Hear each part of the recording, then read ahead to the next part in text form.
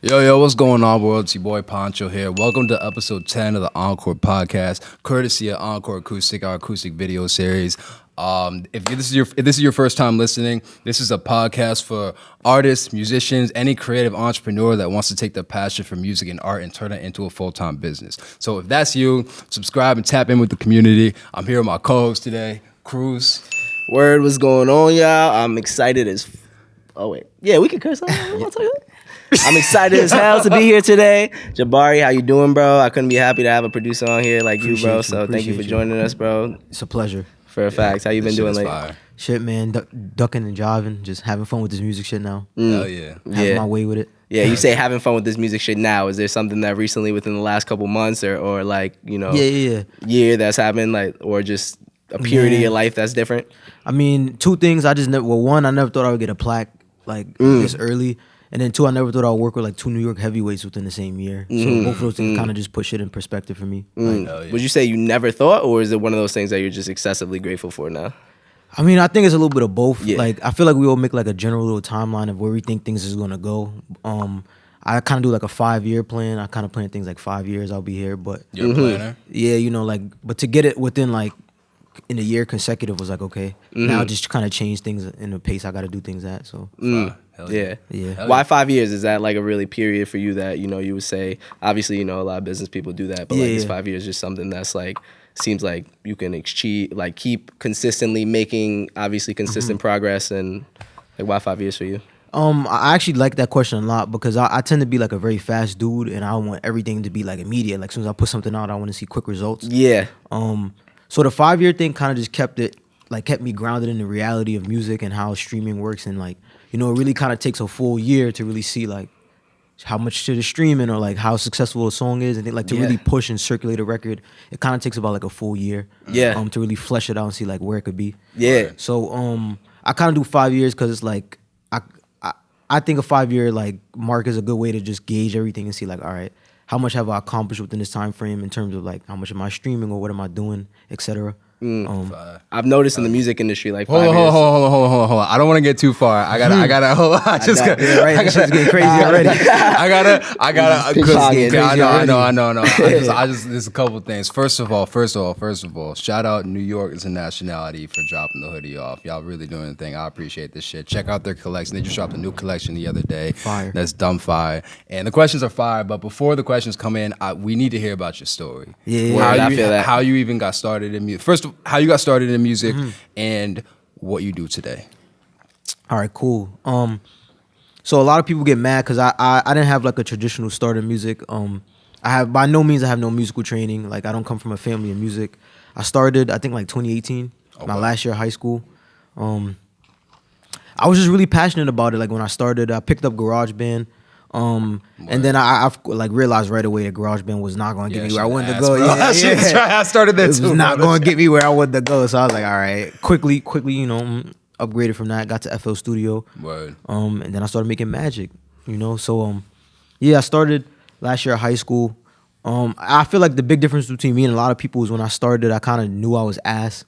I was like, you know what, I'm ass, but I'm just starting, so it is what it is. You know, like I expect to be ass. Word.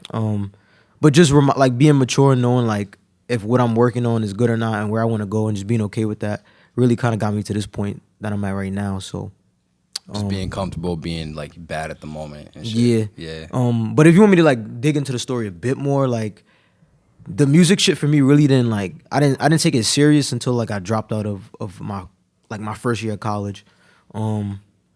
I had got accepted into college and I was like, fuck, like damn. Like I already knew it was gonna get in the way of music. So I was like, god damn, how's this gonna work? And I got accepted on like a full ride, so so no one was trying to hear like, all right, bro, like you going to school, like you going to school, my nigga, that's it. Like you going to school, my nigga. You know, got the financial first gen student, all that, you going to school. So I'm like, fuck. But I got there and like, I don't know, bro, like college to me, like I don't want to say it bored me because I don't sound like one of those dudes, but like I bored the shit out of me, bro. I'm not gonna hold you. Yeah, you know, like I don't know, like I like to just put time into what I like and progress in that shit. So feel that. Yeah, so like at the time when I was producing, I'm seeing in 2018 that was Cardi. You know, like everyone's getting lit over YouTube, just popping up out of nowhere, SoundCloud. So I'm like, yeah, God Cardi damn. was the sound you were going for, right? Yeah. So I just realized like at that time, like, whoa, like you really sit down in your room and put your head to this shit, like it could work. Like that whole 2018 was just signified by that era, like getting it out your room or getting it wherever you got it, you know, like so to go into school at that time when the music industry was like that was just so weird because it's like, why am I wasting time at this, like, you know, no offense, but like predominantly white ass school with like all these kids that don't understand what I want to do or where I want to go. You know, like I'm working towards a degree I'm not going to be happy with or what I want to put my life to. So right away I just started skipping class. I was a depressed fuck too, so like that didn't help. So it was just like a mix of just a lot of things of being unhappy, but realizing that music was the one thing I needed to keep me focused. And I just left, bro. I took the leap and I left. I came home after Christmas and I was like, I'm not going back to that shit. And yeah, I just got lit from there. Now we here. Facts. All right. You want to start or should I? I'll let you start. I was asking a couple. We got some questions, fucking so, shit for you today. Hell yeah, I facts. appreciate you guys. I got too many. But. I got okay. All right, this is my favorite question to ask anyone who's constantly in the room or has worked with high level artists. I'm assuming you've been in the room with a lot of lit artists. Yeah, for sure. absolutely. I'm assuming you've also been in the room with a lot of artists that haven't reached their potential. As well, yes. In your opinion, what's the difference between artists who make it to that high level and artists that stay where they are? I'm gonna sound like a broken record because like the people that know me know I say this a lot, but consistency. Yeah.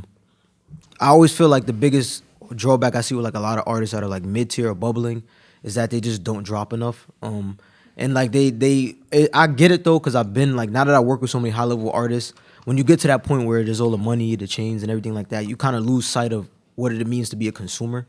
And like just consuming music and like what it means to be like listening to you. You know, like, oh, I'm listening to this guy. Like, Facts. And it's I get it, you know, like there's so much other shit to worry about when you get up to that point. Like the last thing you're worried about is like, what is my fan thinking about me dropping and et cetera, you know? But that's the thing that like you have to think about when you first get up or before anyone even knows you, you know? So I feel like that's just the biggest difference I've seen between like mid and high tier. High tier always have a plan. Like I'm dropping it this They day. have a plan. Yeah, always, bro. Like dropping a release plan? Release plan, who they're shooting with, who's shooting photos for that day, everything. Everything is all mapped out in their head. Very, very just planned out. Really? Yeah, they have like a nice team, nice structure. Like they already know everything that's going to be ready for that day. Yeah. I know seamless. one thing that you dabble in is artist development a lot. Yeah, So, yeah. you know, you have a passion for really, you know, spotting people and Nah, really dude. trying to help them in whatever way that you can. Because you take on a few different roles, whether that be really sound composer or Hell yeah. sort of, you know, maybe just helping with marketing. So why is that something that you have a passion in? And like really, how do you like approach those relationships with artists? And so why and how do you really do that? Appreciate that question again. Yeah, I do work really hard on like artist development. Only because like, well, one, like I'm a producer, so I feel like if I really want to embody what it means to be a producer, I should be involved with the process of making a record. And making a record is like a lot of different things. It's like making the beat, like before the beat is even made, how is the person feeling that day, what they in the mood for. There's just so many components that go into making a record. And I feel like just to fully appreciate the whole process, like I have to have my fingers in a little bit of everything just to understand like, okay, this is what's going on. This is the point in this artist's career, like where they're at. And just being able to understand that, like a lot of artists like me for that, you know, and they always want to work with me because I understand how it feels to be in the studio after you just signed your deal at like 3 a.m. There's a lot of pressure on you and you got to drop an album or you got to make these hits. You know, like I know how that shit feels, bro. Like, Yeah. Because I've been around it, I've been involved with it. I help people get to that point a lot. So, yeah. Why do you enjoy it so much? And is that something that you want to take on or, you know, maybe plan to take on in the future or hope to take on like for, because there's a lot of producers that take on the for sure. A&R role more than maybe any other role in the industry that kind of goes into that A&R role. So is that something that you have a passion for? Like you might want to do more formally? I've been trying to be a little bit more selective lately, actually, and just who I'm lending artists, like my hand to artist development wise. Only because I really fully understand now like what my sound is and what I'm capable of. And with that comes like just a lot of responsibility, like understanding like when you attach your name to an artist, like there's a lot that comes with that, you know, like the goods, the bads, the uglies. Even if you're remotely like connected to a person in some way, people are gonna hit you up and be like, yo, this person just got into this. Like, what do you think about that? You know, and just having to be ready for that. So I would definitely say I kind of enjoy just the whole process. I don't want to say artist because I feel like these days is very fluid. Like you could be in the artist circle and still experience what it means to be an artist to some capacity. But just that whole process of just, you know, coming up and being like, I guess what it means to really be an artist. I really enjoy it, you know. I got Miguel. Okay. Yeah, I got a lot, bro. I got a lot I want to ask him, but that's all good. Bouncing off that though, something that I was wondering too, like, what would make you invest in an artist? What is it about him? So lately, like, what I've been looking for, in an artist I'm choosing to develop is just doing a little bit something different than like what I see like right now is the wave per se.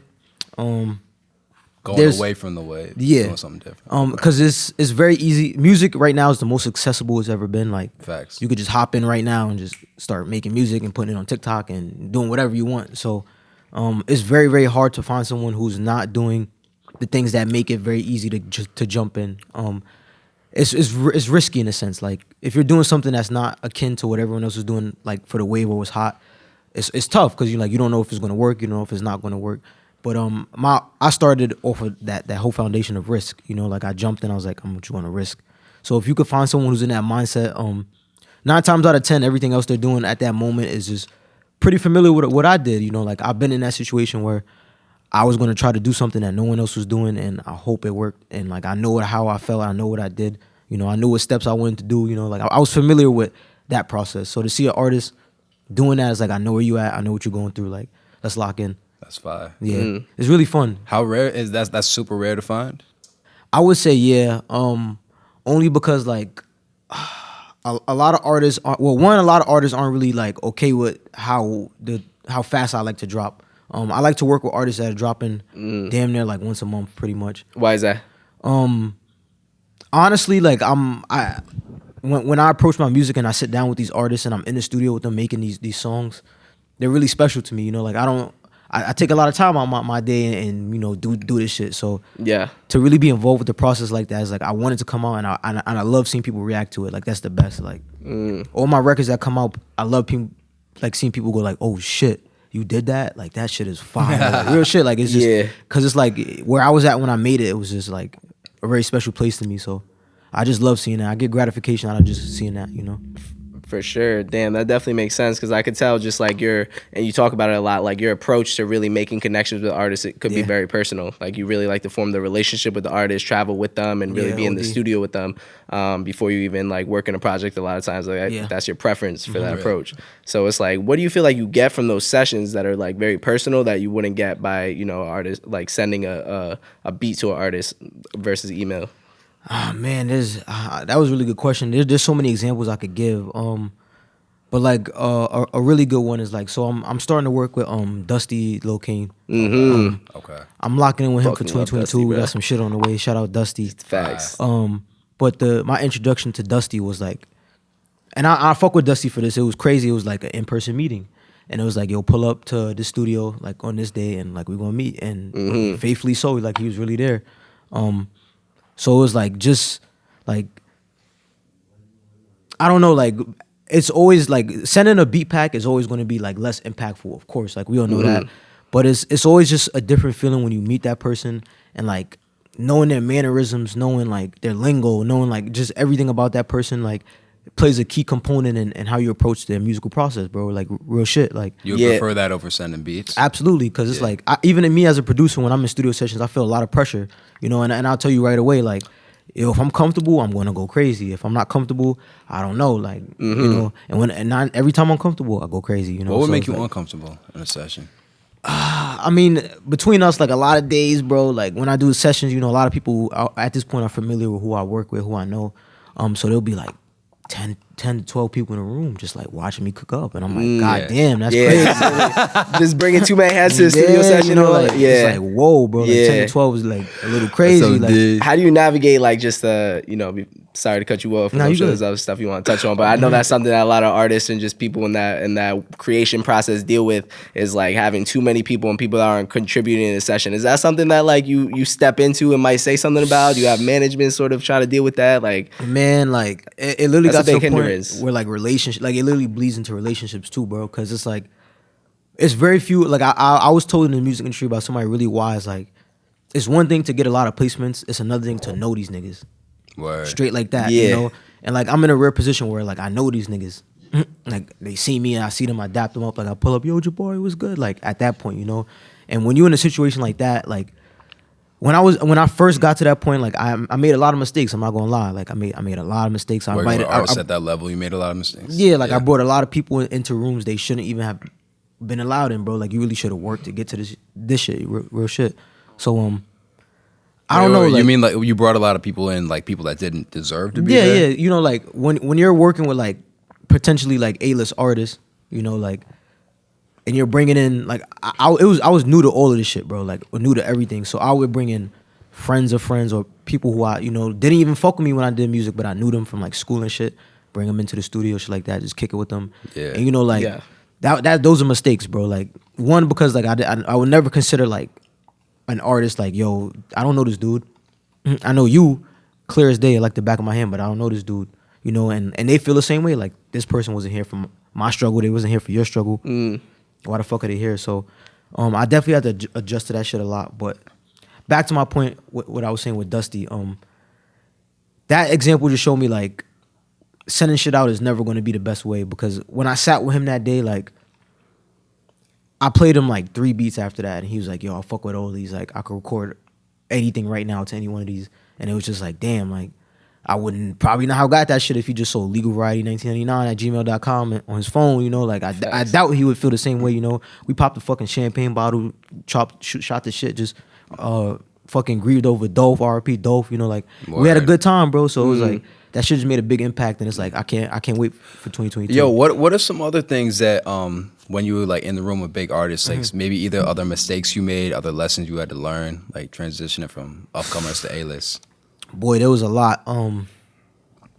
I think just like understanding that at this level that I'm starting to get to, it's like you really gotta appreciate like the musical process on a different level. Like I hate to say it, it's gonna sound weird, but like cutting off access and like by that protecting I mean, like, your energy. Yeah, like Yeah. I hate to say like one of those cliche type of guys, but for real, like a lot of people at this level don't fuck around with the music. Like they'll fuck around with everything else. You know, everything else will be a little bit fluid, but when it comes to this music, it's like They on this shit. it gotta get done. You know, Word. so Okay, word. So yeah, the biggest mistakes I made when I first got in was just mixing those things and like allowing other things to kind of distract me from the musical process. And like to put it in a good perspective, like when I first did the little TJ record that I did this year, the What You Wanna Do shit. Yeah. I was in a real tough spot mentally, bro. You know, like, and that song that I got with TJ was like from a beat that I did on YouTube earlier that year when I was in a better spot mentally. It was a YouTube beat. Yeah, yeah. And I was when I made that shit on YouTube, I was in a great mental spot. Like I was in a work ethic, boom, boom. But fast forward when the song actually came out, I was in one of the worst mental spots in my life, bro. Like shit was just really rough, you know. And like having that record come out just changed like a whole bunch of shit for me, bro. Really? So like a big mistake like that I was making back then, you know, was just like when I would get depressed, I wouldn't do music. I wouldn't want to do anything related to my passion, bro. And these people that are at this level, like that's cool, but like time don't stop for nobody, bro. It don't. Unfortunately, like I hate to say it, time don't stop for nobody. Like that album got to drop, that music video got to come out, that cover art got to get posted, you know. And whether you're not you're a part of it is all gonna be dependent on if you could put that shit to the side and you know lock in. So Damn, I feel that. I had to get over that shit quick. Was that something from the beginning that you were able to easily access, like building relationships with the artists, or was that something that you really had to overcome, like a part of your personality? Because I know a lot of producers, you know, they a lot of times gravitate to this producer role because it's not really in the spotlight. They're not really super social. So it's like, how did you overcome, if you did have to overcome that social anxiety? Those like good ass questions. I appreciate that. Nah, for a fact. Because just to build on that, you say you like to talk to artists on FaceTime a lot. You know, you like to really, you know, prefer that method. So, I mean, like. So when I first started producing, like I told myself I wanted to be like a Metro Boomin, a Cardi, where like you're gonna be in the spotlight, you know, like, cause you're right, a lot like being a producer, especially these days, you could just be in the cut, have like a platinum record and nobody know, but you got a Cardi on your wrist, you driving a BMW, you chilling, you know. But I told myself I want to be like one of the goats in this shit, bro. And one of the necessities of being a goat is like you gotta show your face a bit, you gotta be involved, you know, like you really gotta you gotta have them artists co-signing you like, yo, this nigga is the truth. Like, you know, if you really want to solidify yourself as one of them guys that's putting in some work. So like, I had a very low self-esteem when I first started doing this, you know, and I didn't understand that, like, one, I would get to this point, two, like, I would develop all these connections, and three, like, having those connections meant a certain thing, you know. So to me, it was like, people love me now. Like, I'm doing music, I'm working with some of the hottest artists in New York, people love me. I wasn't really akin or really, like, wise to the fact that, like, I went through so much to get to this point, and, like, just, I had a very low self-esteem about myself, bro. Like, I didn't even think I was a fire-ass producer, bro, and I had a gold plaque, you know? Like, I'm shit, bro. So it's just a lot of those mistakes just getting caught up in your mind and, like, getting caught in those little bumps in the road, like, as a human being, like, just tough shit, you know? So. Yeah, for sure. Damn, that's one thing you like to talk about a lot is, like, you know, or at least like to bring up is that, you know, a lot of people suffer with mental health. And dealing. Bro. So, like, you've talked about other interviews in the past, you dealt with mental health struggles, and I'm wondering, like, with your recent fame, with your recent success and all that, like, has your mental health sort of became better and maybe cured because of that? Like, is that something that you were looking for? Is it, like, something that, like, just resurfaced new elements of your personality or that you weren't necessarily expecting? Like, how you been recently? I mean, like, thank you, bro. So honestly, like, it's been really tough to juggle it, because a lot of people would tell me, like, you should be fucking appreciative right now. Like, I just DJ Rolling Loud with Stunner, like, we was wilding. I'm looking at the crowd, I'm like, holy shit, this is like at least 1,000 people in front of me right now. So I don't know, like, some people say, like, yo, you should be happy, bro, you're doing shit some people will never get a chance to do. Facts. But this mental health shit, I've been battling this shit way before I even got into this, like, music shit, bro. And I feel like a lot of artists, you know, be dealing with shit for real that, like, don't have nothing to do with the music, but it's you gotta deal with it, bro. So I don't know, man. Like, I always bring it up so much in all my interviews, because I feel like especially in this hip hop culture right now, we're kind of trained to skip over that shit, you know. Like, even sometimes I do it. Like, I'll drown my fucking breakup pain in like 100 spliffs that day, bro. And I know that shit ain't it, but like, I go crazy, you know, or like I might just go crazy on the liquor one day. So I feel like it's just a part we all relate to, and we all want to skip over that shit. And there's no point, bro. Like, there's really no point in just trying to push it to the side, because, like, I'm trying to make the best music ever, timeless music, and I feel like the best music is gonna come when everything is on the table. Throwing all that shit on the table, like, yo, this is it. This is my all right here. Like, by everything on the table, you mean effort, or like really whatever you're dealing with? Put in. I'm sure it's a little bit of both. Yeah, a little bit of both. Of course, like, you got to be involved effort wise, but like being vulnerable and like just being okay with, like, yo, I'm going through some shit right now, but like, I'm gonna still give you everything I got while I'm going through all this shit. Makes the best music, in my opinion. Yo, you said something earlier that that I wanted to hit on, like how, like, you're forcing. I mean, I don't know if forcing is the right word, but you putting yourself out there. You're going on all these interview platforms, getting your face out there. Two questions: one, how beneficial is that? And two, do you recommend other people follow your footsteps with that?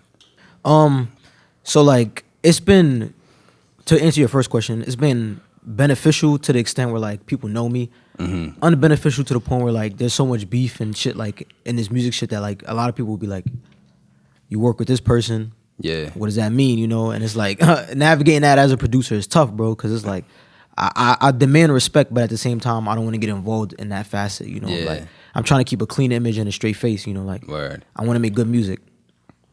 First and foremost, music and business. Music and business, you know? So it gets really tough, because the culture right now is just drill, you know, a lot of shit like that. Yeah, especially in New York. And I know what comes with the drill music, so you just gotta just navigating that shit has been a little difficult, I would definitely say. But I got used to it, you know. Like, I've gotten big enough to the point where I could tell niggas, like, nah, I'm bigger than that. Like, I work with this nigga, I work with this nigga. Like, I'm trying to chase records, like, not trying to chase this little street shit. You're not contributing to that sort of climate, so it's like, why should you have to? Really, you know, like, I contribute to projects that have an impact on the music culture. You know, like, not if real shit, like, not just like some little waves. No offense, but like, I really want to make sure my name is attached to legacy and greatness, and I did you pursue interviews even while you were coming up before you had the placements? Nah, bro. Surprisingly, not at all. I was. Funny, like, between us, like, very, very frank, a lot of people would straight tell me before, like, I had the songs and the connections and shit, like, it's nothing for us to really talk about. Like there would be interviews they would straight tell me like, really? it's not shit for us to say, and I'm like, damn, like. I got too much to They say. didn't even want to hear you speak. Not at all, bro. So you know, like, Yeah. so now it's like that's why, like I say, I appreciate you guys, you know, for real, because it's like now that I got these crazy ass records and shit is moving, it's like the people that really fuck with me, bro. Like I always gotta make sure, like.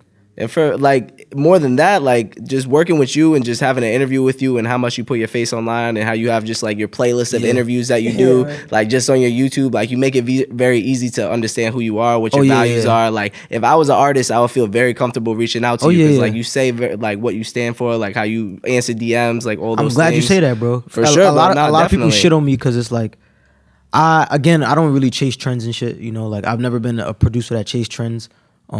Yeah. So like there will be periods where like everyone is hot on drill right now and like I'll be silent, and then like most recently like the song I did with A Boogie Glasses, like that came out of nowhere. People was just like, yo, that's crazy, and it's just like I was silent for months, you know, like I wasn't really doing too much shit. I got a record with Ron Suno and KBZ, and then like I kind of went quiet again, you know. Yeah. But like I do shit like that on purpose because it's like if I do dabble in drill, I want it to be a record that's like, oh shit, he worked with like somebody that's OD, one of the leaders, or people will consider the leaders in drill. Get in and get out, you know? And it's just like, it's so easy to chase a trend. It's very hard to leave an impact within a niche, you know? Yeah. And I make it my goal to leave an impact within every niche I touch. Fine. Hell yeah. Are we good on cameras? I was thinking. Okay, I've been thinking about that shit the whole time. Yeah, you good on audio? You good over there? That's moving right? Yeah, we're good. Yeah, All no, right, we're good. yeah. You're good. Yeah, I'm just being All right, fucking cautious. Yeah, word. So building off of that. Nah, facts. Go? So you mentioned in another interview that like you made an effort to sort of be like a YouTube producer personality and you know really touch on that sort of space, like really like because one thing you stand for is really putting your brand up front, like letting people know that what you stand for. So how did you navigate those early steps? Like what was that like really putting yourself out there as a producer, as like somebody who might not initially be attractive to the general public? Like how did you know navigate that at first? So in terms of the YouTube journey, like. The YouTube journey is weird, bro, because like once you blow up, you blow up. Like and like the algorithm just it just churns on you, bro. Yeah. It just churns on you. So you really gotta like hit the iron while it's hot. Wait, how long did it take for you to blow up on YouTube too? But I want to say a year. That's it. I want to say a year. I'm only gonna say a right? year because like my process for that year, like I did 6 months for that first year, nothing but YouTube. Like I wouldn't leave my room. Really? I didn't work a job. I stayed in my room and I made about like 8 beats a day. Posted one on YouTube every day for 6 months. Really? Shit. Yeah, and it was stressful. Not gonna lie, because it's like you in your room, you sitting in your fucking boxes and shit in the morning, like crusty, like just working and shit. But it paid off. Like after those 6 months, it kind of expedites the process. Like you put in your 10,000 hours and get nice. Word. And two, like your catalog is just before you know it, it's so big. You never know which song out of that catalog is gonna go. True say, like it could be any beat any day. And for me, it was it happened one day. Like I uploaded some fucking Kanye West type beat, bro. And like I got a call from Neil Dominique, who's Bryson Tiller's manager. He was like, "Yo, I need this beat for Party, bro." Like Partisan Fontaine. He was like, "I need this beat, bro." Like, Fire. And I was like, "Holy shit!" Like up until that point, I was getting no fucking traction on YouTube. So I'm like, "Damn, this shit ain't working." Like I'm stressing. My mom was like, "Get a job, nigga." Like, damn, I'm like, fuck. Like need this shit to work. Like for real. Like and word. Then same day. Damn. So like what stage were you at on the YouTube stage? Like when you got to that point where they reached out to you, were you on like, you know, I only had like getting... I was uploading consistently. I only had like 3,000 subs maybe. Nothing crazy. But I only said the call is not what blew me up. It was what the call did to me mentally. Is what blew me up. Change your mindset about the shit. So getting that call showed me like, holy fuck. If I'm in my room, in my fucking bedroom, bro, made this beat on YouTube, uploaded it with some MP3 to YouTube shit, and I got a call from the manager of one of the biggest hip hop acts in the game. Word. Yeah.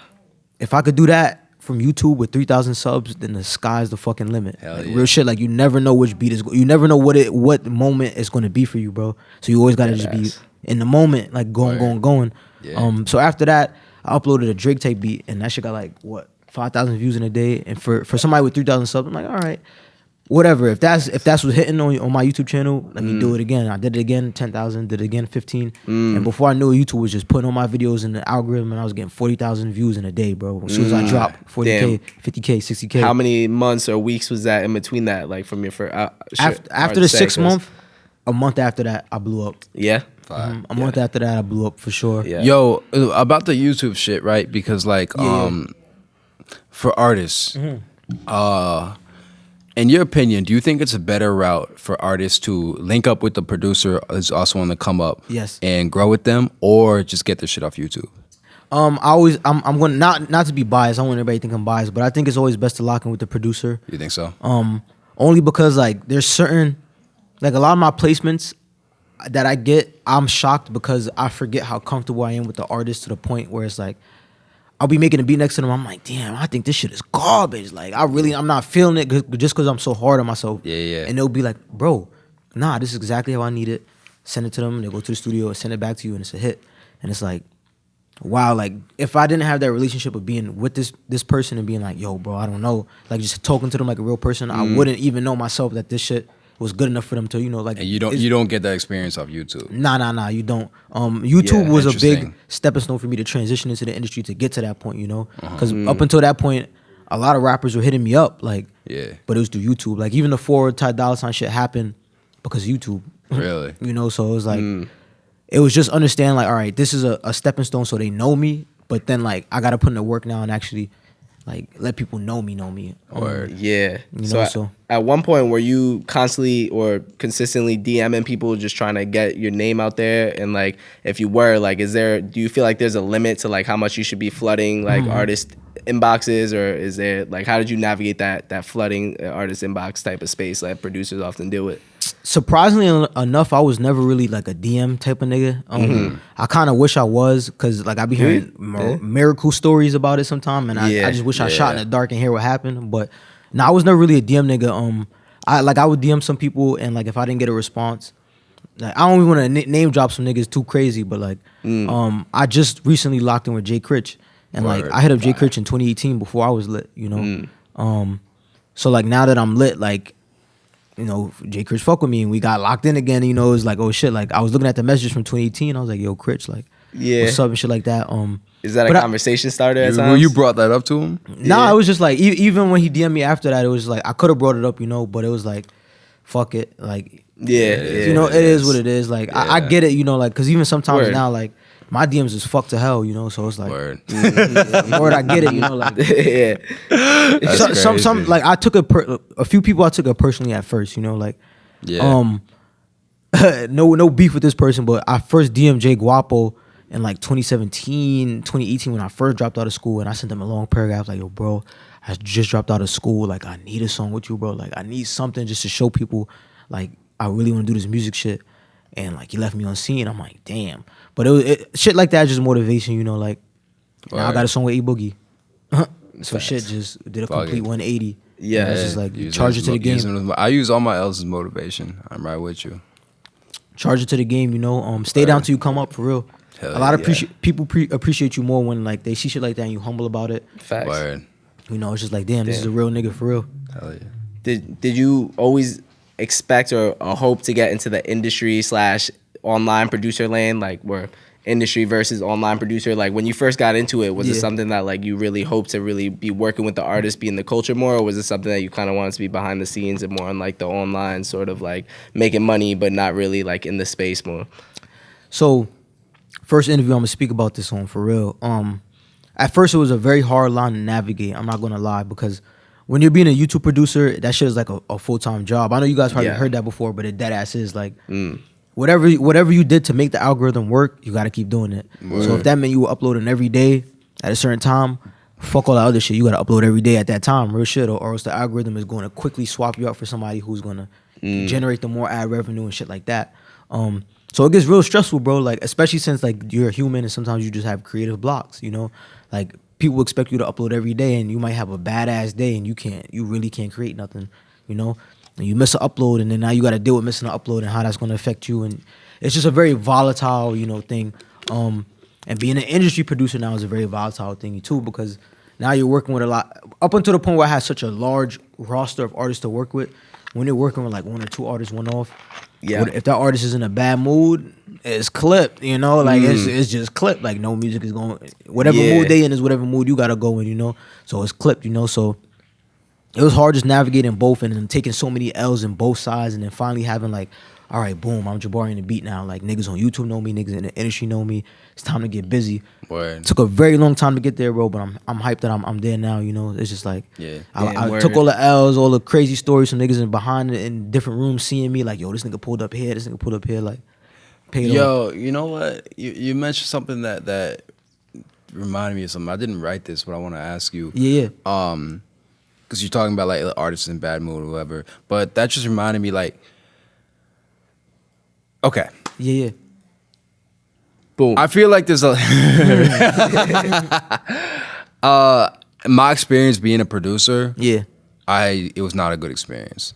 I had a lot of, especially with the artists I worked with closely, it didn't really work well for me, and a lot of those relationships I do not have to this day. Yeah. I'm not gonna blame anyone for that. That's just the way it worked for me. So, in your experience, what are things that maybe an artist might do that might damage a relationship between that artist and a producer? So when I first started producing, I had a little rap group, and then I eventually had an artist that I was trying to develop. And shit hit the fan, you know, like and it's crazy you say that because like after that failed like kind of saga with that artist, I was very against working with artists in person. That's actually why I took to YouTube, because it was like fuck all this working in person and all the stress and pressure. To that I would definitely say like just really trying like learning to understand and navigate like if the artist I'm working with is willing to put in and sacrifice as much as I am, because there will be times like when you first start and like you're trying to build things, like you'll have to put up, whether that be emotionally, financially, mentally, like you got to put up something, you know, and something else in your life is going to have to go.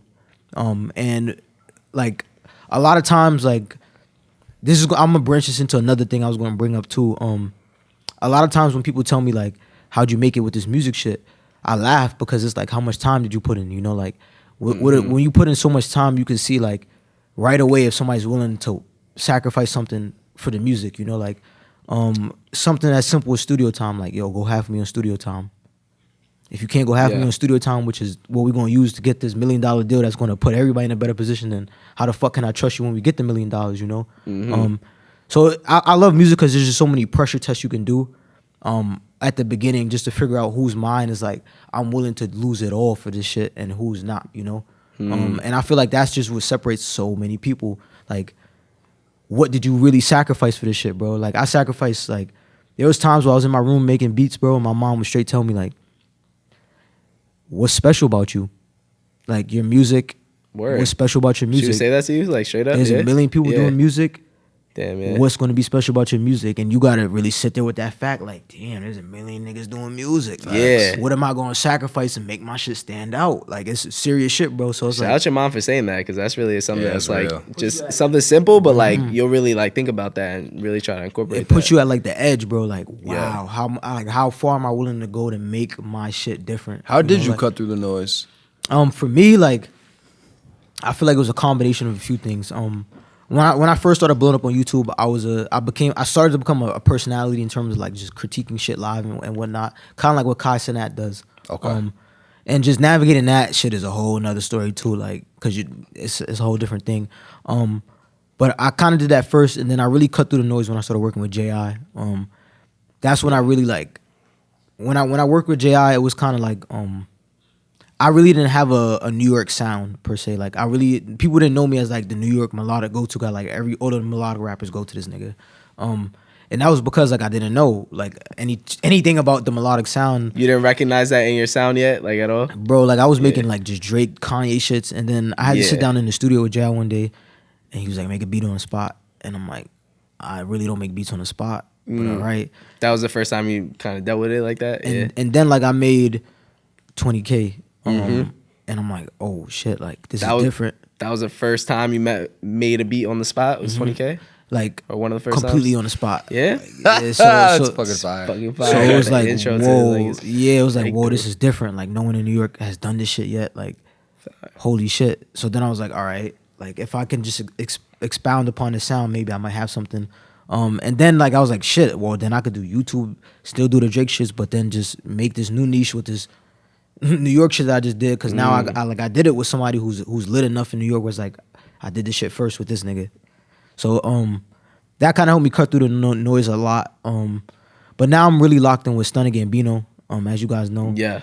I knew Stunner like before this shit in 2018. Like when I first started producing, I had Levi jeans and a mohawk and glasses, and I was just a bum for real. So yeah. Damn. But after locking in with him, it was just like the momentum just kind of built, you know. And then as I locked in with Stunner, I caught that shit with Lil TJ completely by accident off YouTube.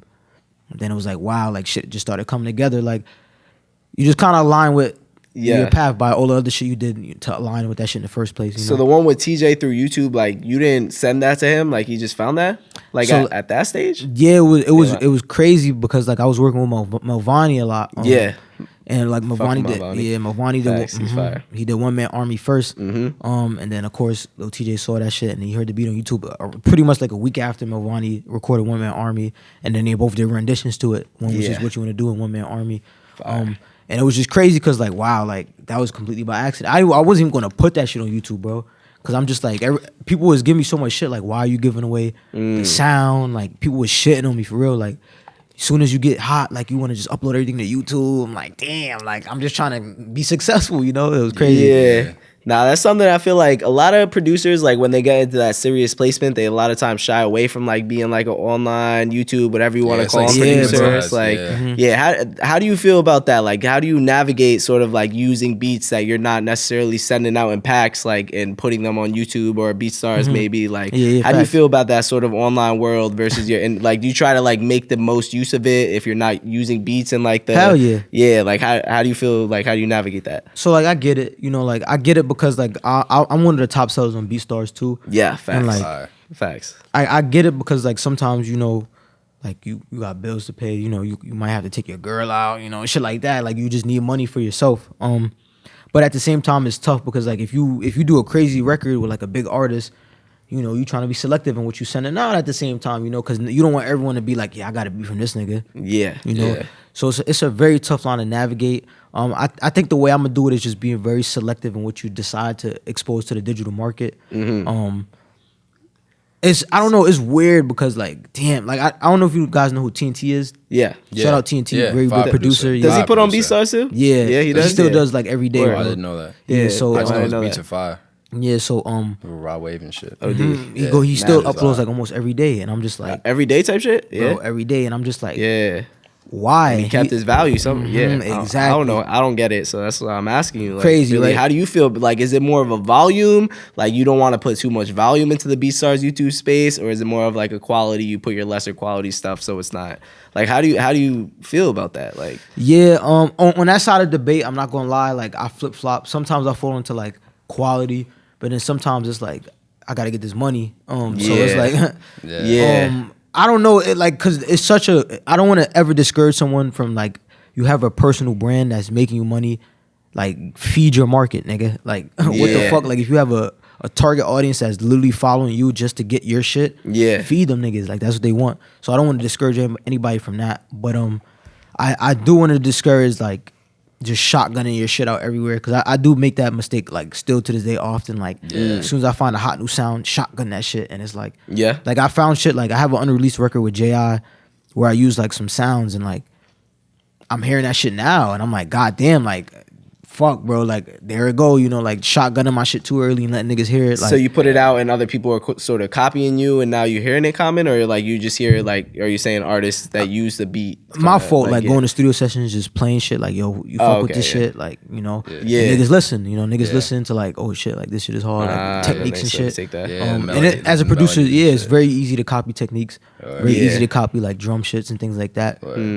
So it's like right now it's tough because everyone's in the game of like who did what first, just because it's so easy to do something and be like yo, I did that first, like, you know. So that shit is just another hard thing. Just learning like I can't just expose everything so quick. Like the A Boogie shit put in perspective for me. Like I can't be throwing shit out so quick. I gotta be very intent with what I throw out. Like if I'm throwing this shit out, you know I'm throwing something out. Interesting. Like shit like that. Just real quick, do you a lot of times when you send them to artists and they're not being received, do you put them into like the online space, or is it kind of like So do you do that? A lot of artists, like besides the ones I'm really really close with, like Stunning shit, are bougie, and like I'll literally text them like beats every day, and they won't say a word, but then like I'll get a video from that engineer, or like they'll post a snippet on their page, like, and I'll hear the beat that I sent them, and it's like, all right, so you know, So like you might not get the response right away, but they doesn't mean record. it's Trust not being me. receptive. Yeah, That's whack. trust me, they're recording your shit like even like, though you don't get the response. annoying. You know, word.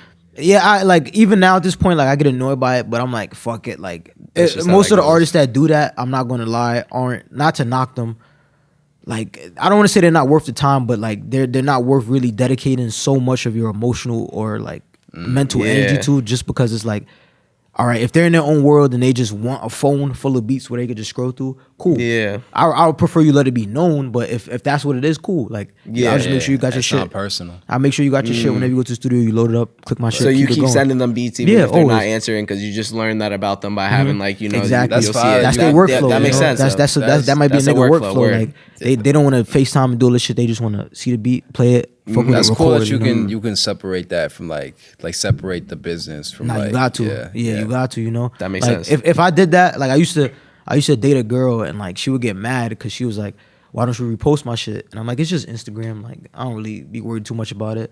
And then she was like, "What you mean?" She would go off, and I'm like, if I got mad at every nigga that didn't repost me, I would have like 100 enemies, bro. Like, Deadass. Yeah. Yeah. You know, some niggas Yeah. just so it's like some niggas won't repost you, but they'll know you in person and then fuck with you. So it's like, Yo, and that person that might not repost you might tell 10 of their friends Yes, in person. exactly, Yeah, bro. yeah. Like you know what I had to learn? Everyone shows love different. yes, bro. You know, So, and you yeah. just some people like jump the gun and be like, "What the fuck?" Like I used to take Yeah. that shit personal. Like this nigga was just with me in the studio drinking, Yeah. smoking, but then when I text him, he don't say shit. What the fuck? Like Okay, I would word. get tight, bro. I would Yeah. get so tight because it's like, bro, don't do that. Like, don't do that. Like, and then your engineer gonna send me a vid like, yo. But I come to find out like that's just how some niggas work, bro. Like the same way when I'm in the studio and I can't have 10 niggas, I need like 1, 2, 3 people most. It just how I work, bro. And people don't get mad at that, you know. So I gotta respect it the same way I give it. Damn, that makes perfect sense, bro. Yeah, I want to ask some because now, especially that you work at a high level, I'm sure it's different for you than when you were on the come up. Yeah, it's fucked right now. Fucked right now. Yo, I want to talk paying for beats. yeah. And I talked about this with another producer we interviewed. Shout out Ollie the greatest. A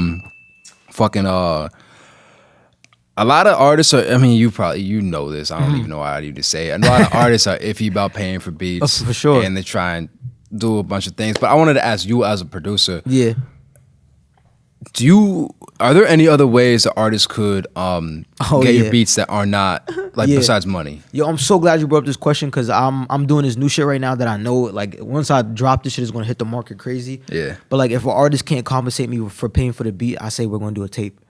So like Really? for example, like Rocco Wow. Ballin, like I didn't want to charge him for every single beat because like we was in the studio like every day and I'm like that's ridiculous. Like I charge like almost $1,500 to $2,000 a beat. Yeah. So it's like, why the fuck am I gonna do that? I told Rocco instead like link with me every day. Let's record like 15 to 30 songs and drop a tape together.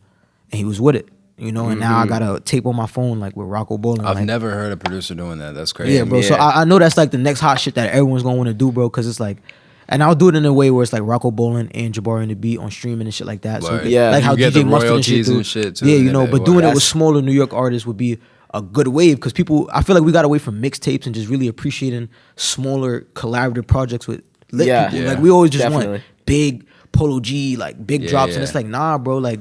Mixtapes with niggas used to be the shit, bro. Like, Yeah, for a yo, this fact. my shit. Like this Spinrilla mixtape, era. yeah, bro. Like yeah. a mixtape where niggas is just really cooking up used to be the shits, bro. Word. I'm about to bring that shit back right now, though. Yeah, So, nah. would you prefer money as compensation? Nah. Or, really? Nah. Yeah, my manager gets mad a lot because like I always take low advances and shit. But it's Yeah. like I don't know. I'm all about. I have such good relationships with so many niggas in this industry right now, bro. Like the fact that I could pick up the phone and call certain niggas to me is like, whoa, I never thought I would be like that. Yeah. But it came from just like sometimes you gotta bite the bullet, bro. Yeah. Like even I'm not even trying to speak too much on it, but like again, even for the Boogie record, if I tried to charge an arm and a leg from that advance, I doubt Highbridge will still fuck with me. You know, like Word, yeah. Highbridge fucks with me Yeah. because like I do good business. Okay, word. You know, I do good business, and as a result, like now I'm locked in helping to work on the album. You know, Yeah, so it's like That's fire. fire, bro. Just Congrats being- on that, bro. yeah, that appreciate record, it. that's probably my appreciate favorite it, record bro. on his Yeah. project, bro. Appreciate it, fuck with that OD. beat, Everyone's just bro. like, yo. OD, dog. But it's like, you know, just Yeah. understanding that shit and like not sacrificing a relationship for something as petty as an advance. You know? Word. Nah, I really like that about you, bro. Because like when I look up you up on Spotify or Tidal, because really I got Apple don't monthly really have listeners this. and It's shit. like, Word. you have like the artist page. I You got see all the streams, part. you know, yeah, like I'm facts. streaming with niggas in New York, like yeah, 6 facts. million You have a streams and couple shit, like bro. 10,000 like listeners a month type shit, like and that. all Like that. I'm So- able to compete with small New York artists that we know, bro, and it's crazy. And I feel like for producers, it makes sense too, because it's like artist is not really, or my fault, a consumer or a listener is not really judging you on like the song as much like as they might obviously an artist. So if they look up your producer page and they're listening to all the songs on it, even if they don't really like the song, they're not really like blaming you, but at the same time, you're getting the listenership and like the streams OD. that you would get. So it's like in terms of like a business model, in terms of like really collecting, make a name for yourself, like it makes sense to really do those projects like focus more on volume than maybe quality as much as like an artist would. Like, would you say that like when you're working on tapes with artists that you try to focus more on volume than it would be on quality more than maybe an artist would? Obviously, you want quality as well. Like, do you have like a say in the in the choice of songs? Like, I how can do you speak on that navigate shit so well. So, Yeah. so I That's developed a new space. So OD. I developed. So I tested this theory out with an artist I just recently developed called Sewer Person. We did about like 5 albums together in that structure I just told you, where it's like artists and JabariOnTheBeat, and it's like a project full of work. I did that 5 times, and we've gotten offers from Atlantic and Grade A. Real nigga shit. So like, it just showed me like pay attention to you. yeah, like You they said like they hit we me too. up and included me in the calls and everything. Like Yeah. like real shit. Like they would like That's we need fire. JabariOnTheBeat here. You know, just because his name is like when you're credited like that on the tape, you're credited as an artist, like as a Yeah. feature Yeah, and yeah, as yeah. a producer. You know, so like you couldn't. In terms of publishing and masters, you control as much of the record as the artist, which gives you a lot more power. Yeah. you have 50 on the leverage. master as well. Yeah, But deservedly so, you know, like For sure. Because when you're involved with the artist at that level, and you're like, yo, bro, let's drop a collaborative tape, bro. Yeah. like that means you really dedicate a section of your time to them. You lock in with them, shit like that. And like it did way better than I expected, bro. Like the streams I'm getting with Sewer Person are just absolutely absurd, bro. And I all own it, you know. So I know whenever I go chase these deals that I'm getting right now, all the offers and shit, like I got so much leverage because it's like at the end of the day, I got like, I don't want to say it's like a stock, but like I got this artist on top of all these other things I got that I'm doing. It's like that's just slowly collecting over time, which goes back to the 5-year thing. Because it's like if you're working with this artist for 5 years, slowly developing, the streams I had with him they're turning into millions of streams now, bro. So it's like a year ago when they were only like a couple 100,000, I was depressed. But now I'm sitting on millions of streams, like damn, Hell you yeah. know, on top of all the other shit I'm doing with everybody else. Is like put in perspective for yourself, you know. So Facts. OD. I'm glad you spoke on that, bro. I only have one question. That's good. That shit is gonna hit the market crazy, bro. That with wanna tape say- shit, I'm telling you. Yeah. You guys, okay, hell yeah. Okay, I want to switch gears a little bit. Yeah. I want to take it back to artists. Because now you working with these upcoming artists and things like that, doing these collab tapes and things. I just want to ask a general question. What do you think are some things that artists do that shoots himself in the foot? Oh my goodness, bro. so many fucking things. But it's like, bro, because it's like I'm in the same, like, you know, like we in the same age and shit. So I see the pitfalls and shit. But it's just like, oh my, like a lot of big pitfalls. Not to knock, I love all my women, but women are a big pitfall. Like, Really? they become a big pitfall, like distraction wise. If you're not handling it appropriately and you get caught in like all the girls and all the messages and shit like that, bro, it gets real tricky. Navigating personal friendships becomes very hard. Shit. Shit just changes, bro. Like a lot of people feel a certain way when you don't bring them to studio sessions and shit like that.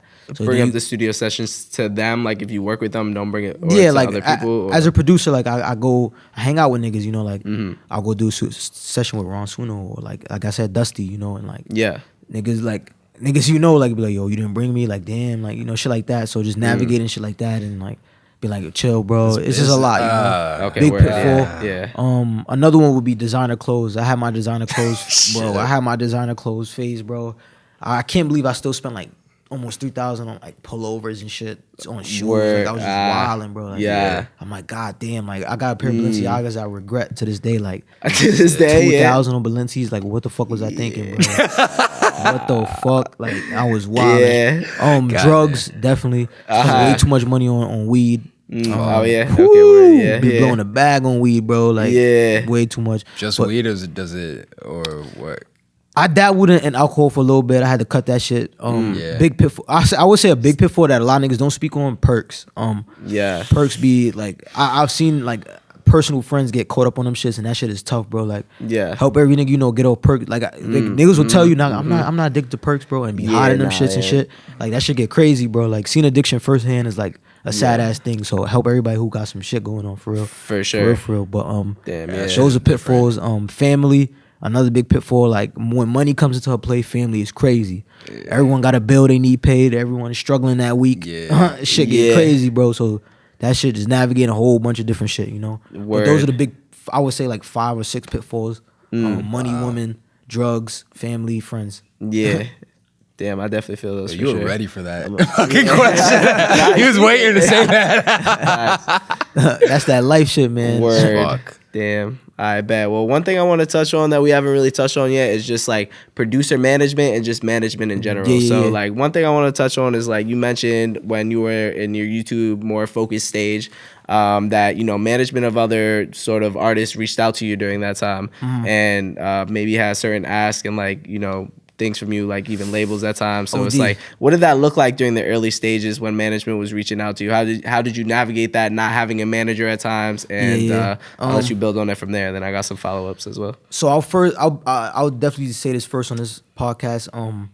I went through like two bad management situations before I really understood what it meant to have good management. What is good management? I'm about to get into it. So good management for me, producer management or just general producer management, but seeing artists, I also say for artists, having a good team, and like to be more specific about that, it's like I got to a point now where like I have a team, like I really have a team of niggas in my corner where it's like, yo, today I'm doing this, today I'm doing that. Like even to get to this podcast, like shout out my nigga Rico B, Rico, you know what I'm saying? But like word up, but having a good team, you know, just making sure like everyone could get to where they gotta go. Dewey coming off, damn. But having a like, a good team, just knowing where you gotta be, making sure you get to all your interviews and shit on time, keeping you in a good mental space because it gets really hard with the music shit, staying positive every day. So having a good manager or good management really means just people that's gonna keep you focused and keep the bag coming in. What does bad management look like? So bad management for me would be fucking people over to the extent where it's like, man, I'm not gonna say too many names, but like a good management situation would be like where the manager cares about the team, because for every artist there's a team, and for every producer sometimes there's a team, and by that team I mean like there's a photographer, there's a videographer, there's a producer, you know, there's everybody on the team that makes the shit come together. Bad management, what I've seen and what I've been in, is like making the artist so much at the forefront that everyone else behind them doesn't get proper treatment, whether that be pay, exposure, anything that would encapsulate a team winning is not there. A good team would be like that artist always showing love to their team, like, yo, appreciate this person. Everyone getting a proper exposure and good looks, you know, like it's like I've seen situations where like, for example, Raw Wave and TNT is a perfect example. TNT gets a lot of love, you know, like you know TNT. But then you'll know, like, there's definitely artists out there with hit records that you would never know, you know, like, or from producers you never know, and that shit sucks, bro. Like, everyone know Drake and 40, or Drake and Boy Wonder, Cardi and Pierre, Weezy and Gunna and Baby, you know, and it's like, who knows? Damn, I don't want to say no names, but who knows this artist? Yeah, this artist and you know, like, and it like, I don't want to say that's bad management, but you could tell there's some shit going on behind the scenes that's not the best, bro. Because sounds like some ego shit. You know, like, and it's like everyone who's involved with it deserves that shit, bro. Because this shit is tough, bro. The music shit is tough. There's no way to know it's gonna work ever. There's never ever a guarantee. So when shit shoots, like, you gotta shoot. You know, you gotta go. Facts. So yeah, I just been in like definitely 2 bad situations where like the people I was with definitely just saw like I was talented, and I'm a very good producer and catching records on my own. Like I don't really need someone to be on the ground with me. Like I could get on the ground and call a nigga and be like, I'm pulling up, and get that record and send you that record next morning. Like, yo, we got a hit. You know, so just finding like someone who's really good with like how you work, because everyone works different. Like my managers now, like pull up with me, you know, like don't be too invasive, but like know when I need help and shit like that. Just knowing like if Jabari didn't text me for like 3 days, he's going through some crazy shit in his head. I gotta call him. I gotta go get him. You know, like he's going Your through it. manager knows that. Yeah, like shout out Rico. Like Rico be help me with that shit a lot. He'll pull up, bro. Like if I'm fucked in the head, like he'll be like, yo, you good, bro? I won't say nothing. He'll pull up, be like, yo, come out. I'm here, you know. So just having somebody that knows how you work and what you need is most important, bro. Damn, that's fire, bro. I'm really appreciating your response because they're really getting at the point of like, you know, just really being personal and really understanding like what the artist needs and navigating like you sort of like his personal, not just like the business side of things. So a lot of times when people think as a manager is like what this guy's gonna do to me, where he's gonna bring me, like what's his relationships already. But like you bringing up that it's like there's a lot that you can navigate on the business end, but like on the personal end, like a lot of times you could use a little bit of assistance, whether that just be like, you know, just trying to have like real conversations with you. Yeah. Or for me, it's just digitally, like emails. Like my emails is fucked. Like my manager right now helps me navigate which emails are important. And like this email came from this big ass producer who did call on my phone. He needs shit for this person. It has to get done by today, as opposed to like 100 random emails I get every day from people who just want to work. You know, like very targeted approaches are like, this is the plan. Like, yo, you could get a Comeup deal right now for 500,000. But do you want to go in with 500,000 right now, or wait even a little bit longer? And I know that's tough to hear because everyone around you wants money. But wait a little bit longer. Mid-year, when all these songs come out, now your deal's $1 million. This song, like you know what you got coming out in March, but that shit come out. Wait, and now what? You know, so just people that's really going to keep you grounded and shit like that is most important, bro. And my biggest problem being a producer that wants to be a star is like I tend to butt heads with like a lot of artists. You know, like it's like I'm a star too. My nigga. Yeah, they want you to like just chill. Yeah, you know, like what's up, my nigga? I'm a star too. Like I'm out here, you know. So it's like navigating a bunch of shit, bro. Yeah. So you like having those conversations on the? Do you like having a lot of business conversations as well? Do you try to keep it more personal and let like the business conversations be handled by management? Like how do you navigate that role? I'm gonna be real. All my business I let be handled by management. Yeah. Only because I've got so many times handling business on some chill shit, bro. Like it'll be some shit like you wake up in the morning and it's like, yo, are you cool with these splits? And you just like high from the night before some bullshit. Like, yeah, I'm cool with it. And now you got splits on the record that shit because you like verbally agreed. You agreed. Yeah. You straight up agree, my nigga. Like, what you gonna do? Damn. So how do you navigate that? Like, if like you're in a space where it's like maybe an artist will bring it up to you in the studio, like, yo, like how you fuck with this? You know, like you okay with this split or whatever? Like, I used to be like, pussy. yo, I'll let management like straight up just be like, bro, I'm not really trying to like. Or how do you really? I used to be pussy and be like, but now it's like, nah. You gonna talk to my manager, like so you straight up just say, yo, talk to my manager. Like yo, I'm just here for the music, bro. The business part, like I gotta shift it over, you know, like yo. Do you think most okay? You say you got a lot. Yeah. Let's say you get 10 deals or 10 split offers. How many of them are trash? I mean, these days, like.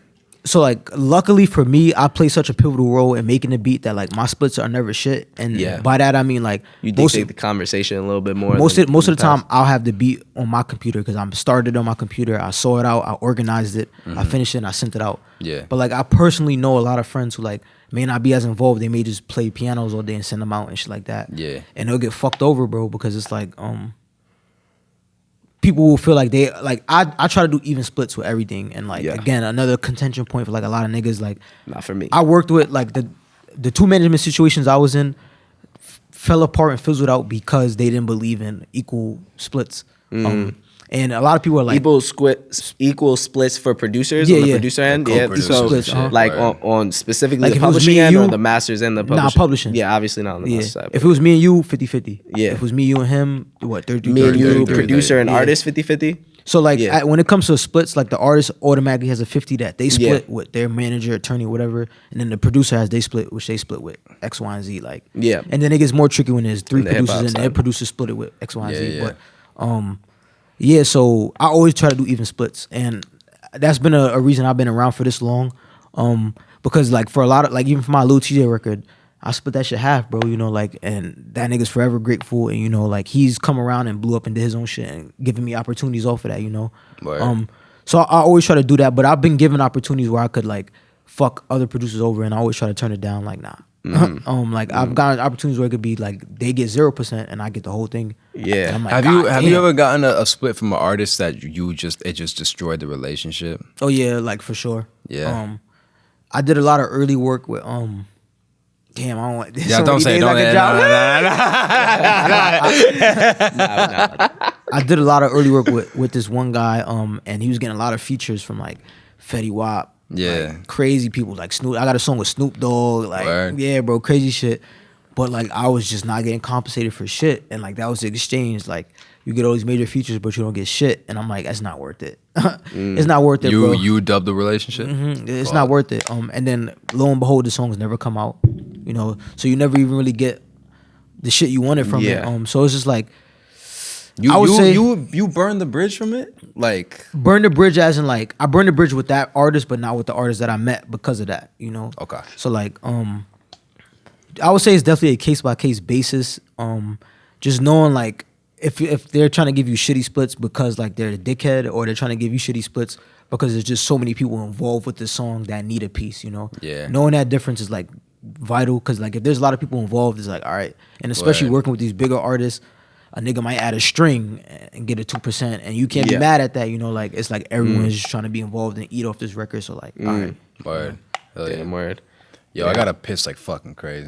Let me ask this question while you're gone. Is that all right? Fuck it. Hey, fuck it. That's all right. That's all right. All right. So one thing that I wanted to touch on, just because it's like this is a podcast really focused on just like the practicality for like the artists, producers, or anybody on the creative entrepreneur side of things. Facts. It's like management is obviously a big role in every like creative, you know, endeavor. Just not every creative endeavor, because you can manage yourself, but like what does like a management agreement look like on the producer side in your opinion? Like what should it look like, or like how do you navigate those conversations? Like, you know, like just anything you want to touch on or feel comfortable touching on, but also feel comfortable. Hell yeah, bro, I got you. I love the questions for sure. So I'll tell you what a fucked one looks like and what a good one looks like. A fucked one, producer specifically, or artist, or producer specific first. And what is a good one? Well, I guess you kind of touched on that, but so first, the fucked one, the manager is touching your publishing. I'm a firm believer that no manager, I stand on this shit, should touch your publishing. The most they should touch is like PC when you close out on a big deal or close out on advances. I personally don't believe any manager should touch your publishing. Like I believe that belongs exclusively to the producer, or just music creators. In general, like somebody who's actively being a role in the music creation process. Because the publishing really, the publishing is really the heart of the record and what it took to make the record come true. Yeah. So like legally defined by the melody and the lyrics, and whoever's touching that should be like important. I would say and then, you know, just a ethical person or a moral person shouldn't touch that shit, bro. Like that's as producers, that's really all we got. Like most of our deals are based on our publishing. No one gives a fuck about your advance. No one gives a fuck about all that other shit. It's what was your publishing percentage on this record. So that's bad. Good, I would say, is like my current management shit, where they're like connecting you with other producers, managing like meetings, managing where you going. Trips, like a lot of my trips, like when I go to Atlanta, my whole trip is laid out. Like I'm in the studio every day from this time to this time. I'm with this artist on this day. Like I know my shit. As a producer, just helps so much. So that would definitely be good management. Someone who's really understanding what it takes to be a producer and like busting those moves. Okay, word. Just really bridging those gaps for you, like trying to connect you with whatever scene or connect. Yeah, because I know you like on the creative side. On the creative side, a lot of people skip out on the creative side all the time. One thing that was interesting about you touched on other interviews is that like you've had labels that you've said that like have fly you out, or just like you connect in like other cities and you know work with their artists in whatever way that takes form. So like how does that really like look for you? Like when that happens, like are they really like flying you out, or are they like, hey, we have this studio that you could be at, and like this artist specifically, like how does that look for you when that happens? So that shit kind of came into play after I finished working. So the first JI EP, Welcome to G-Star Volume 1, I kind of pretty much executive produced that shit. And that was really my first hit at like, all right, I'm gonna take control of a project, put it out, and like if people like it, they can like hire me. So that process literally meant like I'm with this nigga every day. I'm in the studio every day, figuring out how this person likes to make music, just top to bottom, cover art. Do I agree with this feature? Do I not agree with this feature? Shit like that. So when it was put out, like my very first gig after that was with Mozzie. And then like shout out Mozzie. Yeah, shout out Mozzie. Fuck it. Mozzie's family, bro. Nigga takes care of me whenever I'm in LA. Slept But, on, in my opinion. That's my dog. Top on the West So Coast. I went to LA right after that, and like he had a camp for his album. But like I had been working with Mozzie so much at that point that it was just like he was just with it. So I went out there and like we did like 10 songs, bro. We just wilding, bro. We was getting mad features. Like we did a song with Kehlani. Yeah, we did and a how song long? with Young Blue. Like in like 3 weeks, bro. Mm-hmm. Like we did a song with Dirt. We was just going crazy, bro. So like after that, all the labels just like hit me up like, yo, I saw the work you did with this person. Like we'll pay for your flight. Like we'll make sure you get around and you're taken care of. Like just stay in the studio with this person and help them. And I'm like, all right. Like I guess I could do that. So that whole process just looks like that. Like I'll get flown out. I'll go lock in with them in the studio, like whatever days they're there, make some good music, give my input, tell them how I like the record done, and then I leave. Word. Seamless. Yeah. I don't have any more questions. Yo, you want to pull out this fucking jar? Ask 3 questions. Fuck it. Oh, Yeah, shit. Yeah, we got a jar of random Jar, bro? questions. Yeah, we got shit. a jar of deep ass questions is what we call it. Shit. We've only done A it in jar like of half the deep-ass interview so questions? far. That shit but sound like, lit. it's a good concept, but we wound up talking for so long because we. I'm Nah, yeah, sure you this know was a we got good some ass. good Yeah, questions. this was good as fuck, bro. Your Appreciate you, question bro. was Yeah, amazing. facts. So I it's like, appreciate that. Crazy. You know. Word. but Hell when we get to this, it's always dope. So You want to get the fucking Ciroc? Yeah, right. Let's go. Ciroc boy. I got you. Ciroc boy. Yo, I hate this dude. I just want to say this. I just got through my first finals week of law school. Congratulations. And I couldn't be more grateful and Congrats, appreciative, bro. Thank you so much, Fucking bro. Because congrats. I I know how literally, tough I've that never shit gone is. through an academic struggle like I have know, the last bro. month and a half. So it's like, feel you, bro. Because I don't know if you know this about me because we haven't met until today, but like I'm Facts, going to be a music attorney specifically and Yeah, fire, bro. entertainment, but mostly focus on music and on the management and like really independent and smaller artist scale, at least initially, and then scaling bro. with the artist. So it's like this is my first year in law school, so I'm really navigating this new space. Like Hell yeah. And it's like the first year you're not really studying things you want to study. Of course, So, yes, bro. yeah, Oh my God. yeah, especially in law school, like I literally have no choice like what I'm studying. So it's not until next year that I get to deal with that. So this first year was kind of like I didn't like what I studied, but I had to do it, and I did a pretty good job. All right. And I spent the last month and a half doing all right. I'm so glad you brought that up. Facts. So first point, before we get into the deep ass questions jar. So right, Jar of deep ass questions. jar of deep ass questions. Thank you for the grammatical correction. So one of the biggest reasons like I left / got kicked out of school was because like I got a scholarship called Posse, which is like pretty much like the Bill Gates scholarship in my opinion, but for minorities, which is really dope. Wait, why you say Bill Gates? So like it covers like your tuition, and all you really do is have to pay for books. But if you're a low income student, Okay, word. financially it covers the rest. So it's like So Bill Gates has a scholarship that does that? Is that how you yeah, say Bill Gates scholarship word. covers everything. But I never heard of that. regardless Okay, if you're a word. minority or not, Posse Gotcha. is just minorities only. Gotcha. So I felt like the whole purpose of that scholarship was to like go on campus and do change or invoke change. And the change that I wanted to invoke on campus was expanding the music program. All they had, like the music program they had on campus was electronic music, and I'm like, that's cool, but like, What was the school again? Middlebury. It was Middlebury? Yeah, Okay, word. Middlebury. And like, I just felt like the music program should have been expanded, like, especially if you're coming from an underprivileged community. We're more interested in like recording arts, hip hop, like Yeah. R&B, like alternative, like shit that's just not electronic music, So yeah, like one of my biggest reasons that I got kicked out of school was that shit. I just felt like that should have been a program that was, if you're gonna have a scholarship like that, that has to be a program. Make it make sense for the people that are being recipients of it. So for like, you word. saying that, I'm glad you're gonna be Yeah. in this upcoming generation of people in the music industry, bro. We lit. Yeah, Hell yeah. yeah, We for lit a as fuck fact, for bro. that. Yeah, I'm Hell excited, bro. sure. Bro, cheers to that. OD. Yo, great to meet you in person. Yo, I dead ass feel free. Like as of like an hour and a half ago, like I guess like 2 hours ago now, like I feel free. Like I literally spent the last month and a half doing nothing but studying. I guess I had fun, but it's like I'm happy to be alive right now. Bro. So, Now you get to release. Now we here drinking Ciroc. Facts, Hell bro. yeah. I'm grateful to be here. All right, I got 3 questions. I bet.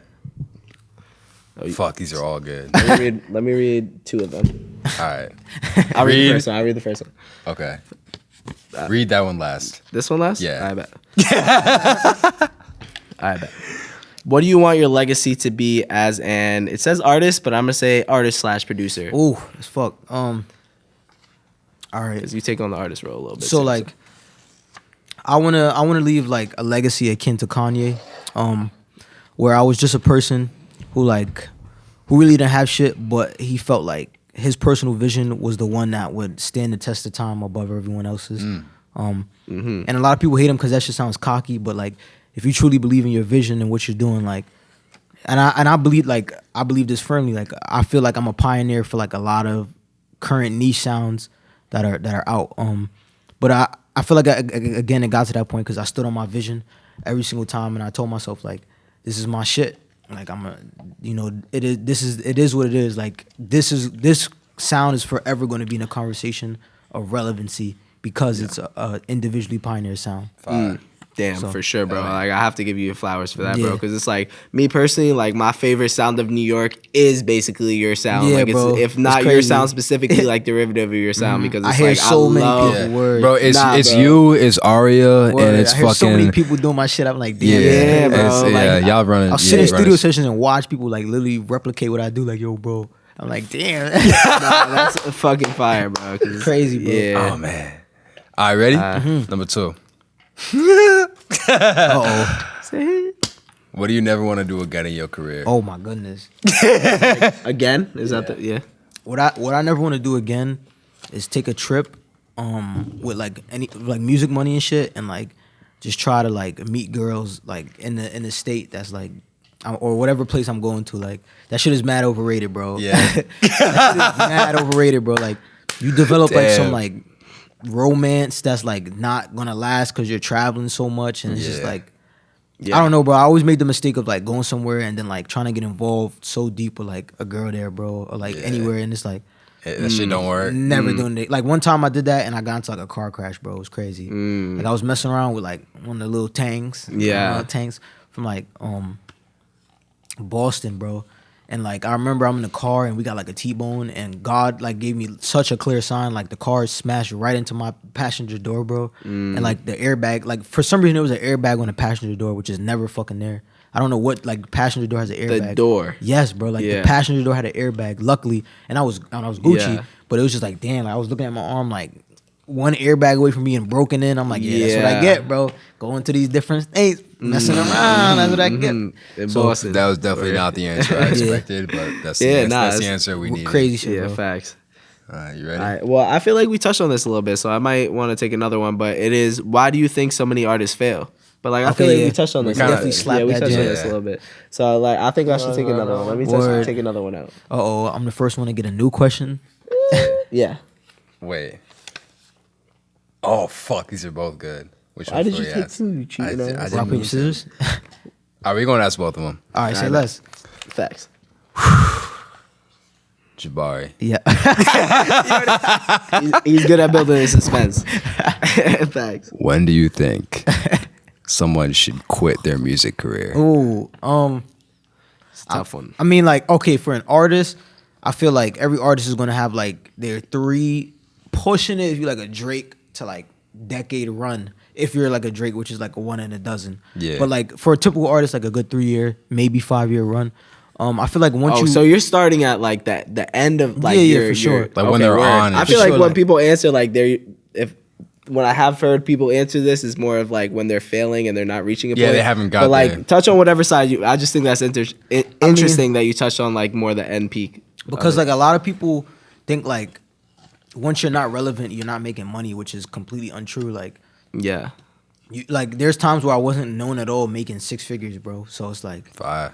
as long as you really got like again like a dedicated fan base that's like on you, bro, then like they're gonna pay every time, you know. So I would definitely say That was like, off YouTube? yeah, bro, Fire. of all of YouTube. So it was just I would definitely say quit. quit once you get. I'm just gonna say up in age on that one. Age is definitely just going to be the factor in that. Yeah, on the producer or the artist side? On the artist side. On for the artist producers, side. Because producers don't really matter for that producers, much, yeah, I feel like you could be 40 Yeah. wilding, 50 wilding. But what if you're an artist and you're not really finding clout? Like, when do you feel like is a sign for you Yeah. to like sort of? I'm definitely. Is it more time or is it like what's the sign for you? That's tough, but I'm gonna say like again, end of the career. I don't want to say like an age because like I don't know, like Yeah. But like once you start pushing 30, unless you're Yeah. like a legend, like a Nipsey or a Mozzie, Yeah. shit like that. Snoop, definitely pack it up. If that's not your ethos or your character, yeah, you know, like it's not part of your brand. So, yeah. because it's really hard. hate It's, to hear that. No. I mean, Oh, fuck. again, it all depends. That's a rap, you know. Like I feel like because if you're like in country or R&B or anything that's like vocally ranged and inclined, then Yeah. I feel like it's way different. You know, like Yeah, no, that's a fact. That's a way fact. way different. I agree with that. Yeah. Because like rap is like you know, like I could listen to like some of the greatest singers from years ago and still listen to it like it's new. You know, whereas opposed to Word. like rap is like okay, unless it's really like Word. like a testament to work like a Nas or like something like that. Yeah, like, yeah. you know, Yeah. it's way harder. So. Definitely makes sense. Damn. All right, last question. Last of the one, night. bro, and then how long you think we've been going for? It's like an hour and a half. Yeah, That's fire. bad, bro. Well, it's an hour and a half of like quality though. So OD, like, I'm not OD. even upset of it. Best Facts. podcast for sure. Hey, You think thank so? you, For bro. sure, for sure. Appreciate it That's because fire. you had Thank some fire ones. Shout out Nah, the other thank you side, guys for like the the other questions, side of bro. interview Yeah. with y'all was like fire. So like, Man, yeah, appreciate y'all for real. OD. fire. Thank you for joining us. So, but last one of the night. What is the most agonizing part about chasing a music career? Most agonizing part, most frustrating, like anything in that realm.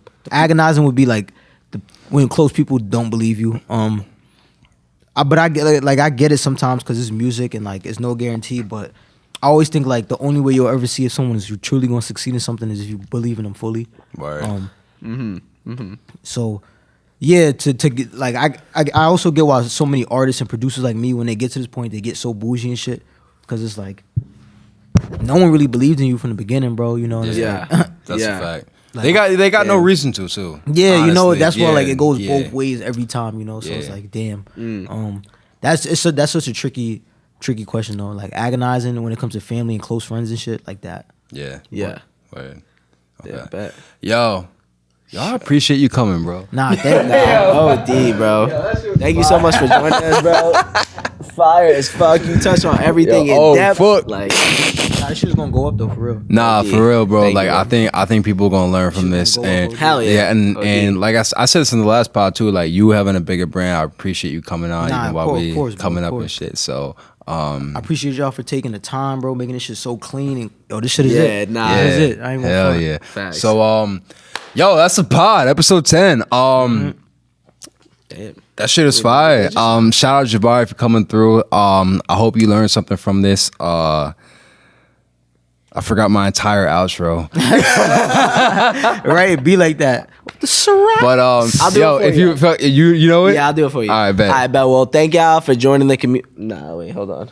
I said thank y'all, but like, if you're not a part of the community, Yes. please tap in because like, Encore is doing big things. We just opened the studio. Shout out. He Facts. he hasn't talked about it yet on the podcast, but like, he just opened this brand new space, and you can't Fire, see it right fire. now, but like a very big space. He's hosting events. He's hosting his acoustic videos here all the time. We're doing the podcast, photo shoots, all those sorts of things. So this is a dope community, dope space. So like, if you haven't tapped in, like, please reach out because we very welcoming, very open community. Everybody that I know that's part of this community is dope as fuck. So I appreciate all of y'all. If- you know, Yes, I like- yes, yeah, hell yeah. We're with it. And I'm doing the not humble stuff for you. You know, you don't talk about what you achieving as much as you should. You know what I mean? So I haven't achieved Facts. shit. I'm I'm not gonna say that. Shit. No, bro, we got haven't. Jabari on the podcast right now. I- You know what I'm saying? Right? Like, yo, don't be disrespectful now. Nah, Come we on. lit. We lit. Nah, I'm Word, just kidding. but thank you for tuning in. If you made it this far, you a real one. Please subscribe to the channel to hear more Subscribe, content like like the this. video, share the shit. You got an Yeah, hour. hell All yeah, that. yeah, All that. hell yeah. So, also, can you tell the people where to find you on social media? Now, of course, yo, it's Jabari on the Beat here. You can find me at Jabari on the Beat. Everything, Twitter, SoundCloud, Instagram, whatever you may think, Genius, whatever, Jabari on the Beat. I keep it sir. simple. Yes, sir. I rock Hell yeah. simple. All right, thank you for watching, and we'll be back soon. Facts. Peace. Woo! Thank you, brother.